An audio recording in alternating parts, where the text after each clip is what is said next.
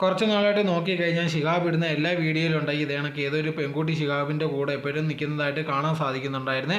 അതിനെ തുടർന്നുണ്ടെങ്കിൽ ഒരുപാട് പേര് ചോദിച്ചിട്ടുണ്ടായിരുന്നു, പിന്നെ ഉണ്ടെങ്കിൽ നിങ്ങൾ തമ്മിൽ കല്യാണം കഴിക്കാൻ പോകാമെന്നോ, എന്തുവാണ് സംഭവം, പുതിയൊരു വധുവിനെ കണ്ടുപിടിച്ചോ എന്നുള്ള രീതിയിലൊക്കെ ഒരുപാട് ചോദ്യങ്ങൾ വരുന്നുണ്ടായിരുന്നു. അതിന് മറുപടി എന്നുള്ള രീതിയിൽ ഷിഹാബ് ഈ പെൺകുട്ടി ഉണ്ടെങ്കിൽ ലേറ്റസ്റ്റ് ആയിട്ട് ഒരു വീഡിയോ ഇട്ടിട്ടുണ്ടായിരുന്നു. അതിനകത്ത് പറഞ്ഞൊരു കാര്യം എന്ന് പറഞ്ഞാൽ ഇതേ കണക്കുണ്ടെങ്കിൽ ഞങ്ങളങ്ങനെ സ്നേഹിക്കുന്നത് അല്ലെങ്കിൽ കല്യാണം കഴിക്കാനോ അങ്ങനത്തുള്ള ഒരു കാര്യങ്ങളും തീരുമാനിച്ചിട്ടില്ല.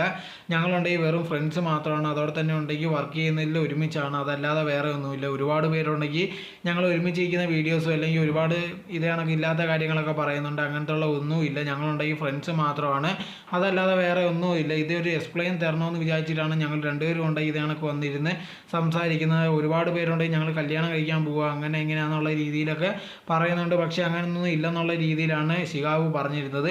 ഇപ്പോൾ സോഷ്യൽ മീഡിയ നോക്കിക്കഴിഞ്ഞാൽ ഇതേ കണക്കുണ്ടെങ്കിൽ ഏതെങ്കിലും ഒരു ഭാര്യ ഭർത്താവും പിരിഞ്ഞു കഴിഞ്ഞ് അവരുടെ കൂടെ വേറെ ഏതെങ്കിലും ഒരു സ്ത്രീയോ അല്ലെങ്കിൽ പുരുഷനോ വന്നു കഴിയുമ്പോഴത്തേക്ക് ആൾക്കാർ പറയുന്ന ഒരു കാര്യമാണ് ഇവർ വേറെ വിവാഹം കഴിക്കാൻ പോവുക അങ്ങനെ എങ്ങനെയാണെന്നുള്ള ഒരുപാട് കാര്യങ്ങൾ പറയുന്നത് നമ്മൾ കേൾക്കാറുണ്ട്.